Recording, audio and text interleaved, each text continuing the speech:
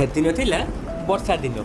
ଚାରିଆଡ଼େ ବହୁତ ଜୋରସେ ବର୍ଷା ଫଳରେ ପାଣି ପଡ଼ିବାକୁ ଲାଗିଥିଲା। ଗୋଟିଏ ଗଛରେ ଗୋଟିଏ ରାକ୍ଷସୀ ରହୁଥିଲା। ବର୍ଷା ଫଳରେ ସେ ବହୁତ ଓଦା ହେଉଥିଲା। ଆରେ ଏମିତି ବର୍ଷା ଯୋଗୁଁ ମୁଁ ତ ବହୁତ ଓଦା ହୋଇଗଲିଣି।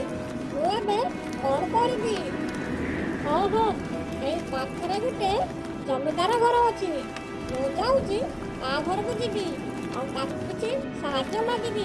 ଏଇ କଥା ଭାବି ରାକ୍ଷସୀ ଜଣକ ତା ଯାଦୁ ଫଳରେ ଗୋଟିଏ ସ୍ତ୍ରୀ ରୂପ ହୋଇଯାଇଥିଲା। ଆଉ ସେ ଜମିଦାର ଘରକୁ ଯାଇଥିଲା।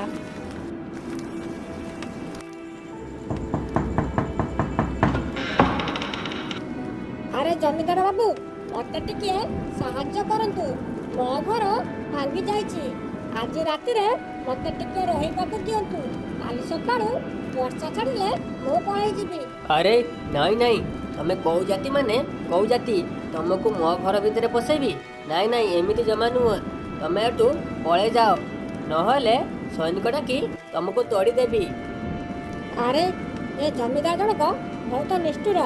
ମୁଁ ତା ଆବଶ୍ୟକ ବେଳରେ ବହୁତ ସାହାଯ୍ୟ କରିଛି, ହେଲେ ସେ ମୋତେ ରହିବାକୁ ଟିକେ ଦେଲା ନାହିଁ। ହଉ ହଉ, ଠିକ୍ ଅଛି। ଏଇ କଥା କହି ସ୍ତ୍ରୀ ଲୋକ ଜଣକ ବର୍ଷାରେ ଓଦା ହୋଇ ଚାଲିବାକୁ ଲାଗିଥିଲା।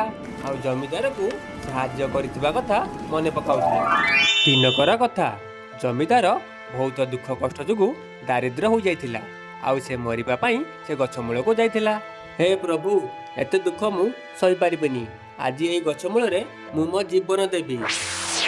ଆରେ ଜମିଦାର, ତମେ ଏମିତି କର ନାହିଁ। ତମ ଦୁଃଖକୁ ମୁଁ ବୁଝିପାରିଲି। ଏଇ ନିଅ, ଏଇ କଳସୀରେ ଡେଲି କିଛି କିଛି ସୁନା ବାହାରିବ। ତାକୁ ନେଇ ତମେ ଖୁସି ରୁହ। ଏହି ସମୟରେ ଗୋଟେ ଗରିବ ଲୋକ ସେ ସ୍ତ୍ରୀ ଲୋକକୁ ଦେଖିଥିଲା। ଆଉ ତାକୁ କହିବାକୁ ଲାଗିଥିଲା, ଆରେ ମା, ଏତେ ରାତିରେ ଓଦା ହୋଇ କୋଉଠି ଯାଉଛ? ଆରେ ନାଇଁ, ବର୍ଷାରେ ମୋ ଘର ଭାଙ୍ଗି ଯାଇଛି।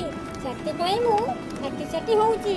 ଆରେ ମା, ତାହେଲେ ତମେ ଆଜି ମୋ ଘରକୁ ଚାଲ, ମୋ ଘରେ ରହିବ। ବର୍ଷା ଛାଡ଼ିଲେ ଚାଲିଯିବ। ଏହି କଥା ଶୁଣି ସ୍ତ୍ରୀ ଲୋକ ଜଣକ ଗରିବ ଲୋକ ସହ ତା ଘରକୁ ଯାଇଥିଲା। ମା, ଏଇଠି ବସ, ମୁଁ ତମ ପାଇଁ କିଛି ଖାଇବାର ବ୍ୟବସ୍ଥା କରୁଛି। ସ୍ତ୍ରୀ ଲୋକ ଜଣକ ଖାଇ ତା ଘରେ ରହିଥିଲା।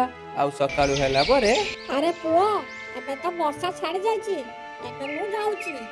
ତମେ ଏଇ ନୋଟକୁ ରଖ। ଏଇ ନୋଟରେ କିଛି କିଛି ସୁନା ବାହାରିବ। ତମର ଯେତେବେଳେ ଆବଶ୍ୟକ ପଡ଼ିବ, ଏଥିରୁ ସେତେ ସୁନା କାଢ଼ିବ। ଏଇ କଥା କହି ରାକ୍ଷସୀ ଜଣକ ସେଠୁ ଚାଲି ଯାଇଥିଲା। ଗରିବ ଲୋକଟି ସେ ନୋଟରୁ କିଛି କିଛି ସୁନା କାଢ଼ି ବହୁତ ଖୁସିରେ ଚଳିଥିଲା।